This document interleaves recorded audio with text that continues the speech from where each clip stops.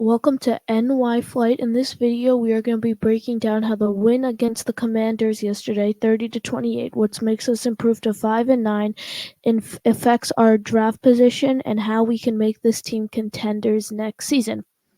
All right, let's start breaking down the game, what it means for the draft position.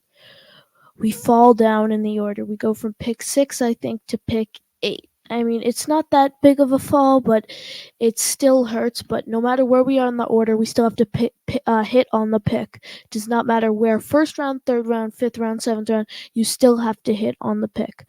I mean, Joe Alt would be ideal. I hope he's available. There's a chance he's still available, but I'd love to draft him. Okay, let's get right into breaking down the game. Great first half, forcing fumbles, both ends of the ball, should be up 27-0. We give up not a tough touchdown, but we should have been up 27-0, dominating on both sides of the ball, playing great. Tony Adams interception. He's had a great year. And then going into halftime feeling confident. We got this game in the bag. No, we don't. We go into the second half. We come out flat. We go down. As soon as Jacoby Brissett comes in the game, it looks like we give up. We go down. We almost lose the game. Defense gives us a great field position for the offense. March down the field, and Greg the Leg hits a game-winning kick, which is great. Personally, I'm rooting for wins. I know there's a lot of people out there rooting for tanks, but the draft pick doesn't matter to me. You're still going to have to hit on the pick no matter what. Rather, I just want an offensive lineman. Period. All right, let's go down how we can make this team contenders next season. According to Over the Cap, we have $62 million in salary cap. So with a couple restructures like CJ Mosley, JFM, that is a ton of cap room to do whatever we need to do. This is what we need to do. We need to fix the O-line, at least 2 new starters, get a solid QB2. We don't want to see, but if we need to see them, they can come out and win us a few games. Get a high-end wide receiver 2 or a low-end wide receiver 1. Guys that I like are Mike Evans, T. Higgins. I'm not too big on Devontae Adams.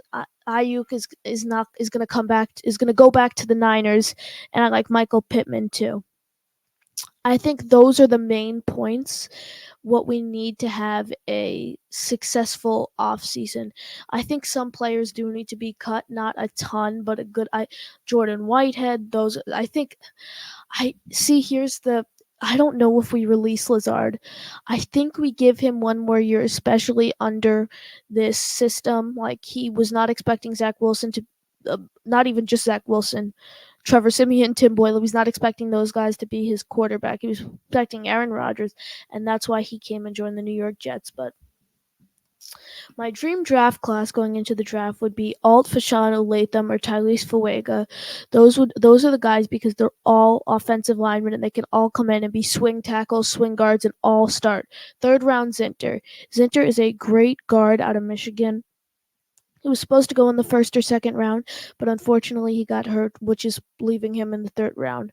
Fourth round, I think we go Jordan Travis. I want Jordan Travis or Sam Hartman, Spencer Rattler, Michael Pratt, Brady Cook, those guys. I want one of them to compete with whoever we bring in as the quarterback to compete for that QB2, QB3 spot. If this was our draft class, I would be very, very, very happy. All right, going on to what we need to do with this coaching staff. I think we give Saleh one more year. I mean, he was not expecting this to be his team this year. I think we give him one more year. But going to Joe Douglas, it's a completely different scenario. Let's go to the positives first. He's been a good GM for this team. Okay, he can. Well, here's the negative. Well, actually, here's the negative first. We can win the next 27 games, and he's still not going to have a winning record. That's a problem. But let's look at the good things he's done. Insanely great 2022 draft class, like remarkably good. Jermaine Johnson, Garrett Wilson, Sauce, Brees. Rucker is even going to be a really, really good player. He had one of the best trades ever, that Jamal Adams trade. But now let's shift to the negatives. Like I said, he can win the next 27 games as our GM, and he's still not going to have a winning record as our GM. But he knew that Aaron Rodgers was almost definitely going to be out for the rest of the season. The fact he did not even try to make a move on a guy, I'm just throwing names out, like Josh Dobbs, Gardner Minshew, those guys that we're looking at to sign this offseason. But the fact he didn't even try to make a move on them, Carson Wentz literally reached out to the team and wanted to work out with the team, and Joe Douglas said, no, we're good. Look what Joe Flacco. I'm not saying we should have extended Joe Flacco, but look what he's doing with the Browns. It's remarkable. If we could have brought in a QB 2/3, who's not named Trevor Siemian, who could have won us maybe 2, 3 more. Like, there's so many games that we shouldn't have won, and there were a lot of games we should have won. We should have won the Chiefs game. We shouldn't have won the Giants. It's very complicated, but period, the Jets should have had a better backup plan if Aaron Rodgers went down. So that's what I have to say about Joe Douglas.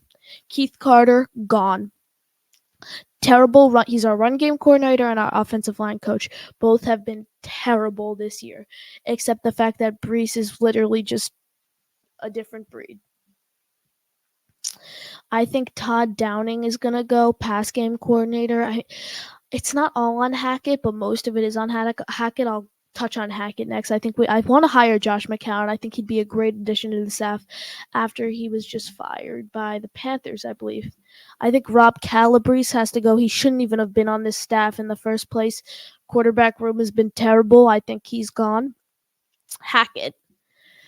Hackett, in my opinion, is a terrible coach overall, whether he's coordinator or head coach, especially head coach, but coordinator too. He does not call plays. These plays are terrible. He never called plays for Rodgers. In fact, LaFleur called the plays for Rodgers. And is Rodgers gonna be good enough to overcome these terrible play calls at the line of scrimmage? That is the question. I hope that Hackett does not return, but I know he's returning. So we're just going to have to live with it until Rodgers is gone. I think once Rodgers retires, Hackett's definitely out of this system. Here's my thing. We had Rodgers bring all of his luggage, but we only got to see his luggage, not him. His luggage is the problem. He's not the problem. I can't wait for next year. I think next year, if we fix the O-line, get a solid QB2, high-end wide receiver 2, or a low-end wide receiver 1, this team can be contenders. All right, thank you guys. That's it for this video. See you guys in the next one.